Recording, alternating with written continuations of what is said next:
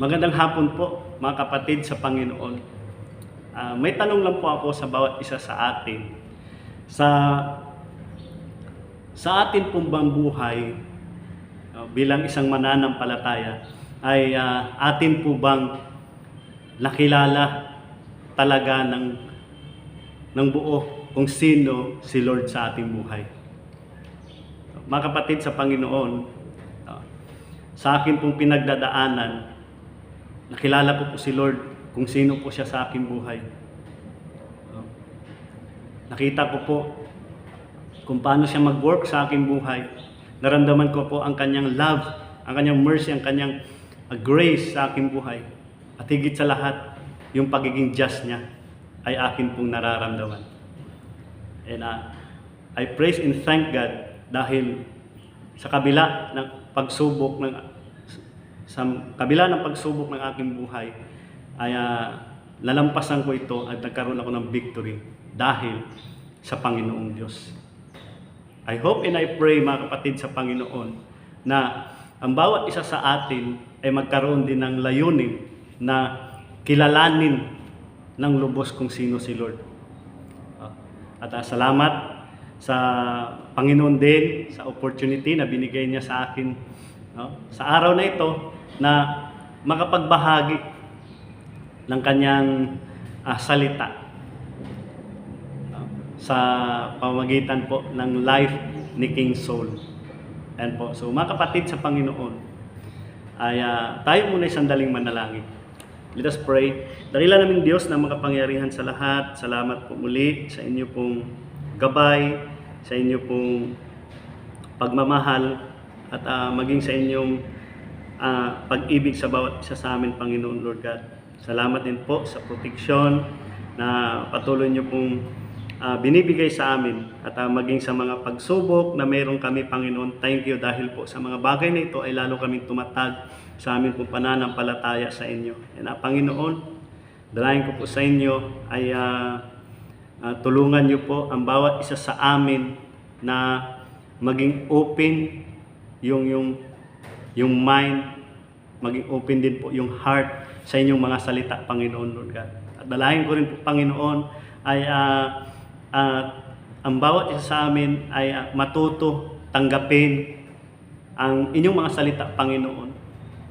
At hindi lang tanggapin, kundi ipasamuhay ito sa aming buhay dahil ito po ang aming kailangan sa aming pong spiritual life. At Lord, salamat po muli, gabayan niyo po kami sa amin pong pag-aaral sa life po ni King Saul sa hapong ito. Ito pong dalahin ko sa inyo sa pangalan ni Kristo Jesus. Amen. So mga kapatid sa Panginoon, ang pag-aaralan po natin ngayon, sabi ko nga kanina, pag-aaralan po natin yung life ni King Saul.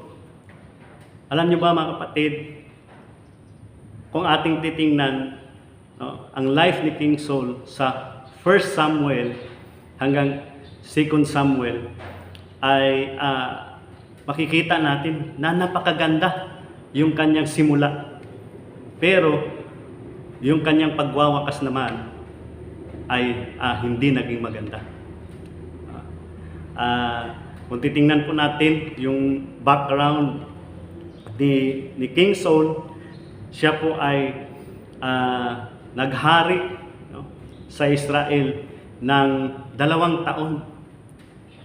Siya po ay naging hari nang siya po ay 30 years old. At ang kanya pong pangalan ay ang kahulugan ng kanyang pangalan ay ask for or inquired of God. Or asking from God. Ayan po. Mga kapatid sa Panginoon, ayan po yung kahulugan po ng pangalan ni Saul. Ulitin ko lang po, ang kahulugan po ng pangalan ni Saul ay ask for or inquired of God. So bakit naging ganun? Kasi during that time, wala pong king ang mga Israel. Hindi nila napansin sa kanilang buhay na ang kanilang king during the time ay walang iba kundi ang Diyos na higit pa sa mga kings. Hindi po nila nakita iyon. Kaya ang ginawa po nila ay nagdemand sila ng king sa Panginoon. Walang iba kundi si King Saul ang pinagkaloob ng Diyos sa kanila. At si King Saul din po ay isa din po siyang shepherd. Siya po ay tagapangalaga ng mga tupa ng kanyang ama na si Kish. Ayan po. At si King Saul din po, kung ating titingnan, siya din po ay handsome na tao po. At matangkad. Wala pong katulad sa kanya during the time. Ayan po.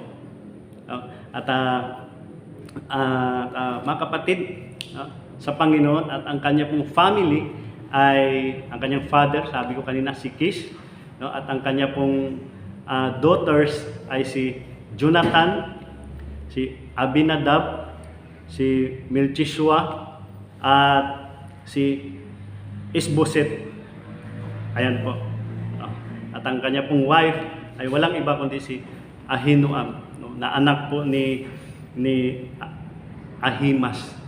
Ayan po. So, ang strength po ni King Saul ay, sabi ko nga kanina, una po, siya po ay handsome at matangkad na tao. Kaya po siya ay nakita ng Diyos, na kung saan ay wala siyang katulad sa buong Israel. Siya lamang ay nag-iisa tao na may katingiang ganung bagay. At isa din po sa kanyang strength, siya po ay matapang sa kanya pong pakikipaglaban. During the time na si King Saul ay naglakbay, at nakita niya yung mga tao, marahil ang mga Israel, ay nag-iyakan. Bakit po sila nag-iyakan?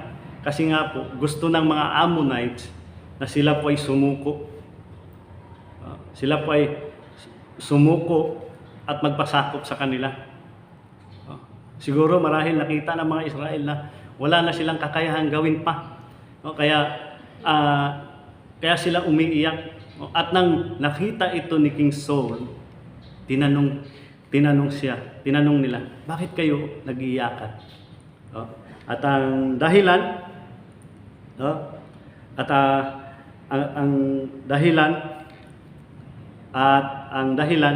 dahil yun nga po, gusto ng mga Ammonite na sumuko sila. Pero nang nakita ni King Saul, siya po ay nagalit at siya po ay pinuspusan ng banal ng Espiritu ng Diyos. At ang ginawa niya, tinipon niya ang mga tao, natipon po niya 300,000 from Israel at 300,000 from Judah, at nilusob nila ang mga Ammonites. Pinaligiran nila ito, sinalakay nila, pinatay nila, bata man, matanda, babae o lalaki, wala silang tinira. At pinakita ni King Saul sa mga Israelites yung pagiging matapang niya sa pakikipagdigma. At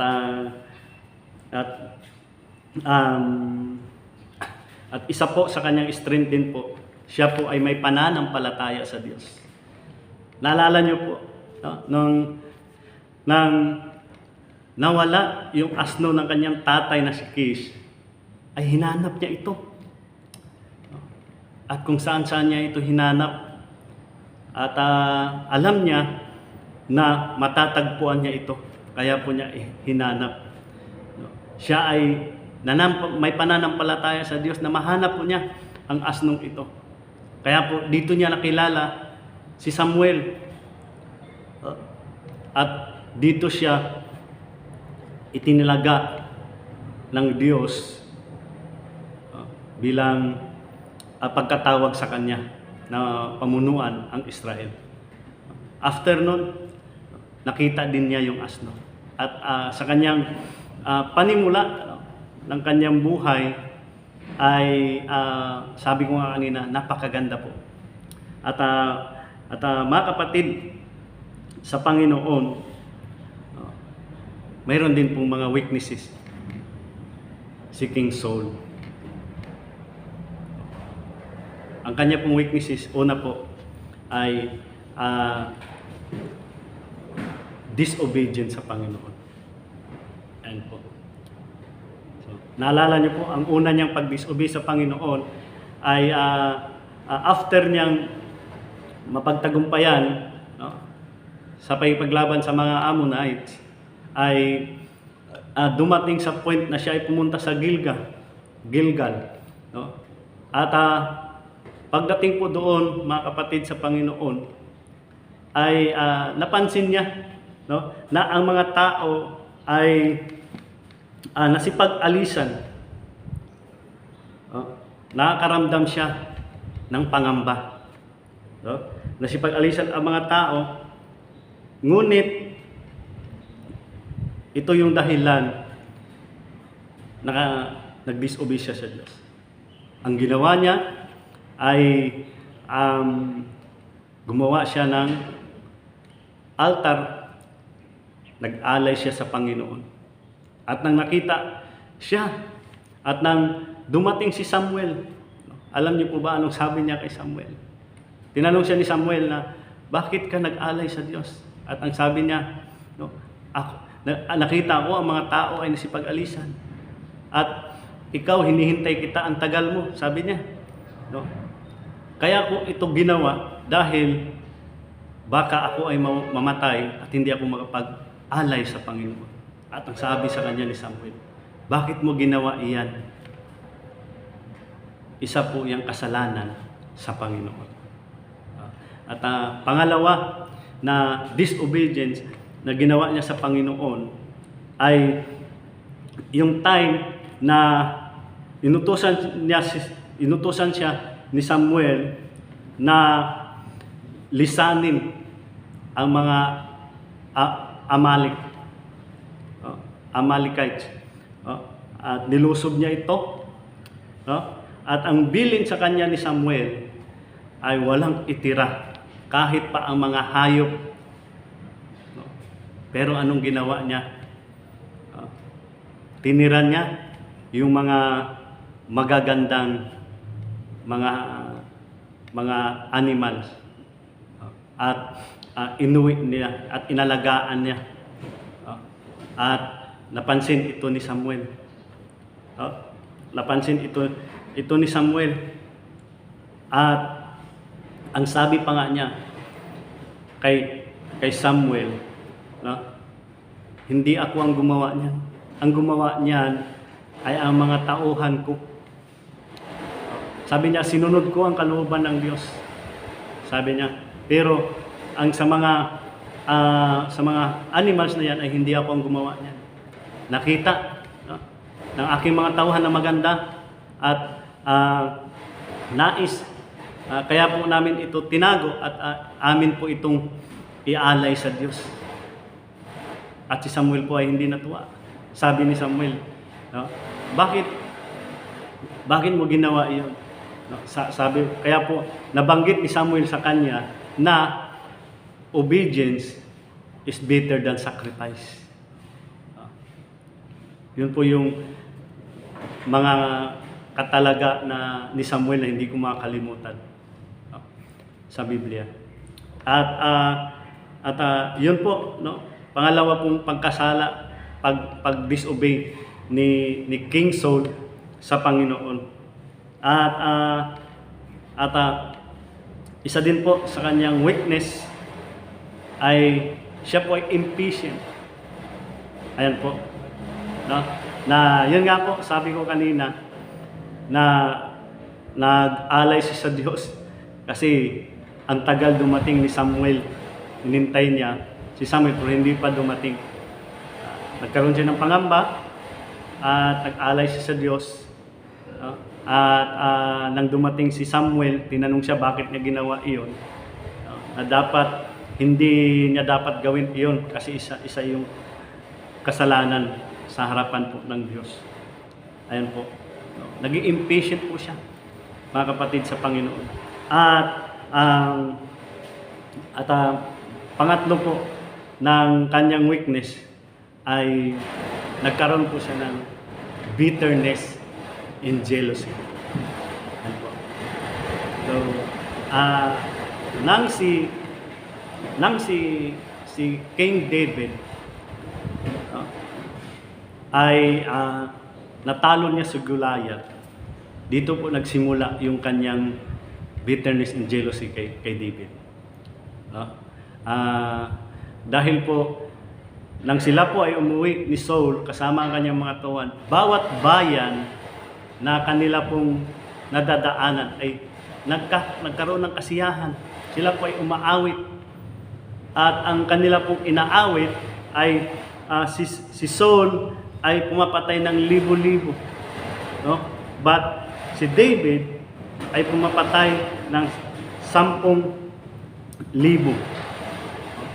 At labis itong kinagalit ni King Saul. At dito nagsimula yung kanyang hindi magandang pakikitungo kay David. Lahat ng kasamaan ay nagawa niya kay David. Nais niya hindi lang isang beses, napakaraming beses na pinagtangkaan niyang patayin ang life ni David dahil lang po sa bitterness and jealousy po ng kanya pong nararamdaman, mga kapatid sa Panginoon. At makita po natin dito, mga kapatid, at isa din po sa weaknesses niya, makita po natin dito ay hindi po siya marunong magpatawad, mga kapatid sa Panginoon.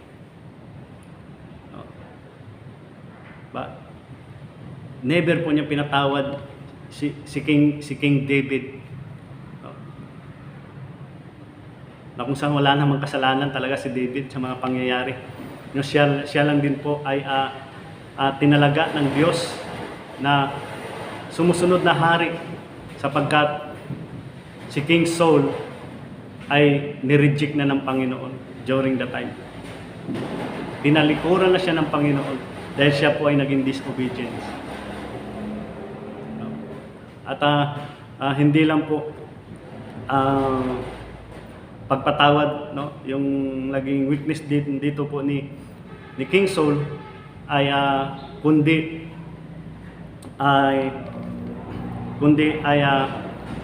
pagkakaroon din po ng pagsangguni, ayan, sa iba. Naalala niyo po na si King Saul ay sumangguni sa Diyos. Pero dahil ni-reject na siya ng Diyos, hindi na siya sinagot ng Diyos. Saan po siya sumangguni? Sumangguni siya doon sa babae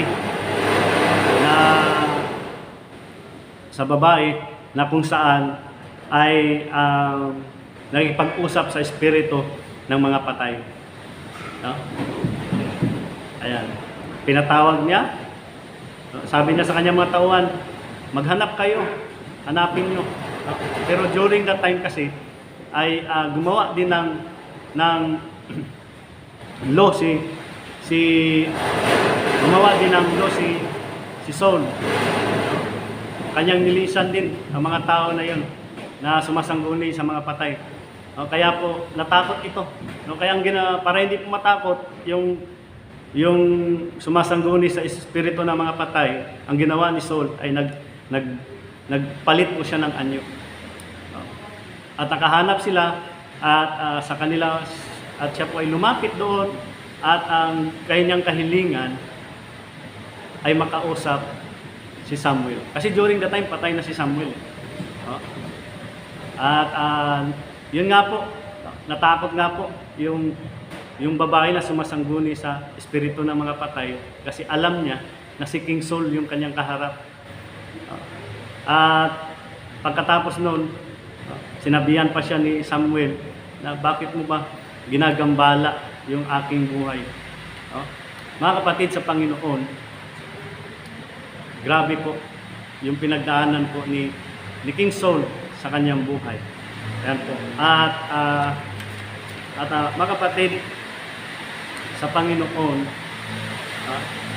in last na weakness ni King Saul ay yung nag-commit siya ng suicide.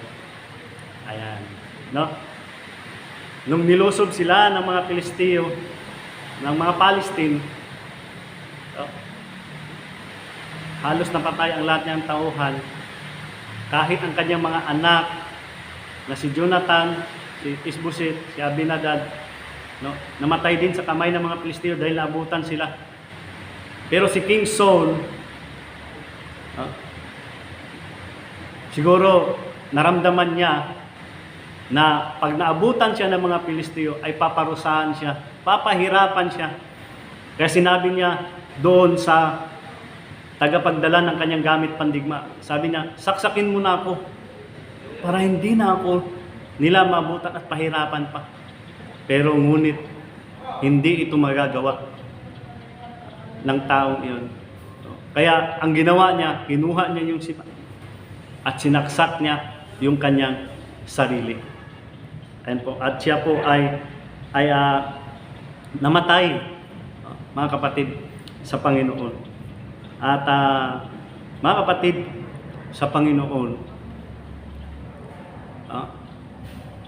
ang life lesson na makukuha po natin dito sa life ni King Saul ay, una po mga kapatid sa Panginoon, ay yung pag-disobey natin sa kalooban ng Diyos. Ito po ay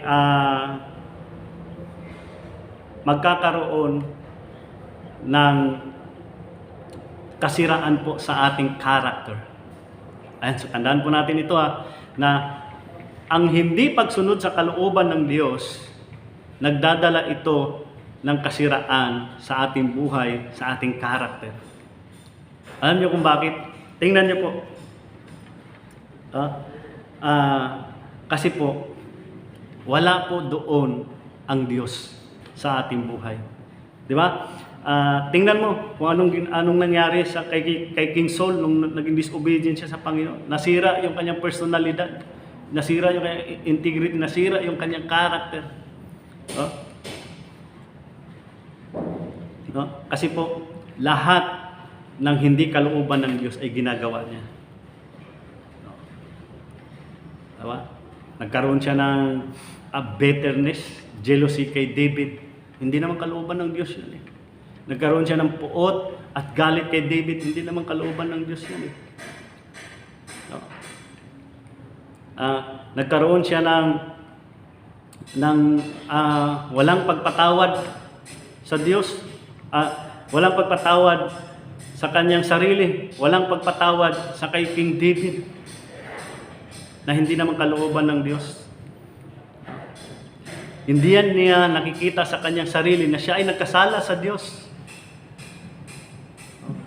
At later on, ito yung naging sanhi ng kanyang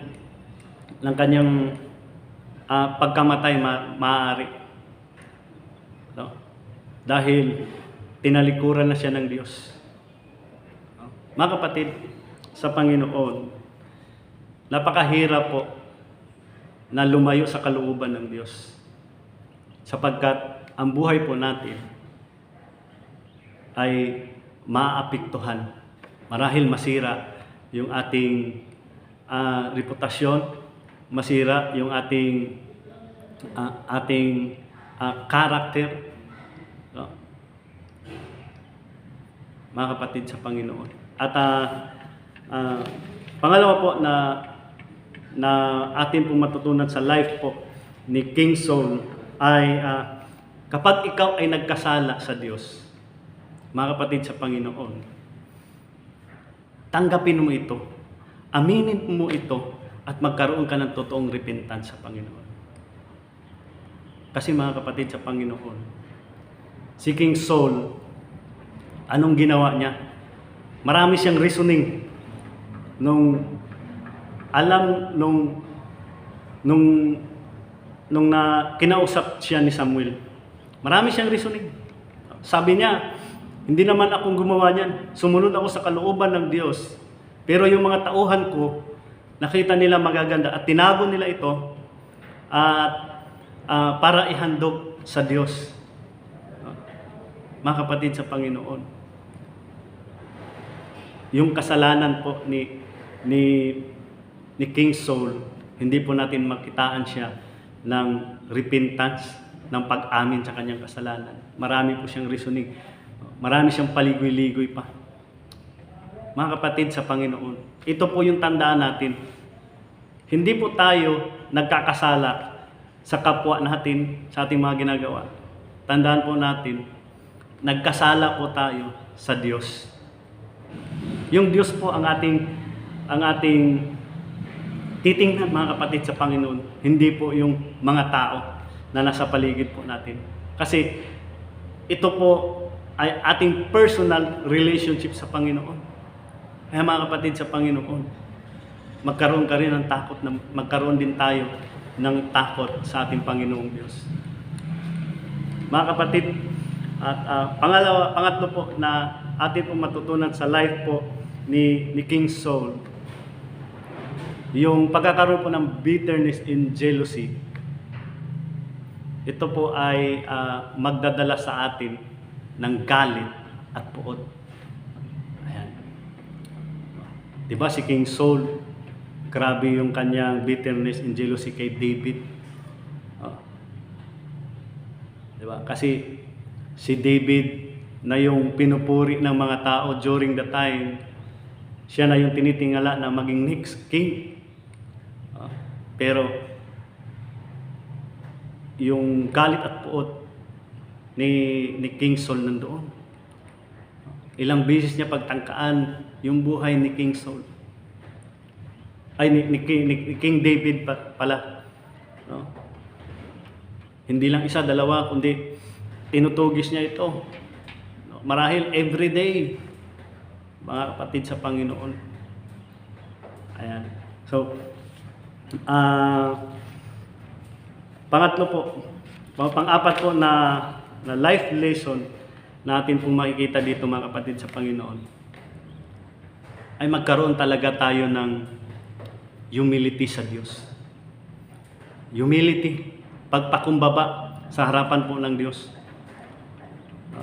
Kasi po, si King Saul, hindi po ito nakita sa buhay niya. Nang siya ay tinawag ng Diyos, saan siya nagsimula? Isang shepherd lamang po siya. No? Pero nung naging king na siya ng Israelites, mga kapatid sa Panginoon, doon tumaas ang kanyang pride, no? Bilang isang king, na hindi na siya nagdi-disobey sa Diyos. Hindi na siya nagdi-disobey sa Panginoon. Nagdi-disobey na siya sa Panginoon. Hindi niya sinusunod ang kalooban ng Diyos. Kaya marahil sa kanya pong pagiging mataas, ang buhay ng ibang tao ay kanya rin pong naapakan. Hindi na niya nakita o hindi na niya napapahalagahan marahil ang ibang tao kagaya po ni King David, mga kapatid sa Panginoon. At dito na rin pumasok ang lahat-lahat sa buhay niya, mga kapatid sa Panginoon, na kung saan, dahil wala siyang pakumbaba sa Diyos, kung sino-sino na lang ang kanyang mga nilalapitan kapag siya po ay nagkakaroon ng struggle. Sa umpisa pa lang, wala siyang pakumbaba sa Diyos. Even yung kanya pong mga kasalanan ay hindi niya inamin at hindi siya nagrepent sa Diyos, mga kapatid sa Panginoon. Kaya po, mga kapatid sa Panginoon, napakahalaga po sa buhay natin yung pagkakaroon ng humility sa harapan ng Diyos. Yan po, mga kapatid sa Panginoon. Kaya po, mga kapatid sa Panginoon, ito lang po ang ang nais kong maiwan sa bawat isa sa atin. Para hindi po tayo mawala o hindi po tayo, sabihin ko na hindi po tayo mawala doon sa kalooban ng Diyos, mga kapatid sa Panginoon. Matuto tayong isuko yung ating buhay sa Panginoon. Sa lahat-lahat ng aspeto ng ating buhay. Even sa mga maliit na bagay, atin po isuko sa Panginoon, mga kapatid sa Panginoon. Surrender our life to God at hayaan po natin siya na mag-work sa ating buhay. Huwag po natin siyang alisin sa ating pong buhay, mga kapatid sa Panginoon. Tayo po muli sandaling manalangin. Dakila naming Diyos na makapangyarihan sa lahat. Muli, maraming salamat po sa hapong ito na tinuro niyo po sa amin sa life po ni King Saul. Panginoon, marahil ang buhay ni King Saul ay naging maganda sa simula, ngunit sa dulo ay hindi po naging maganda. Lord, tulungan niyo po kami na bilang mananampalataya ay maging maganda ang aming simula at aming ending bilang isang mananampalataya, Panginoon, Lord God. At Lord, pagpalain niyo rin maging ang amin pong mga idalangin sa inyo, Panginoon, Lord God, sa hapong ito, Panginoon, Lord God. Maraming pong salamat sa inyo. In Jesus' name we pray. Amen. God bless po, mga kapatid.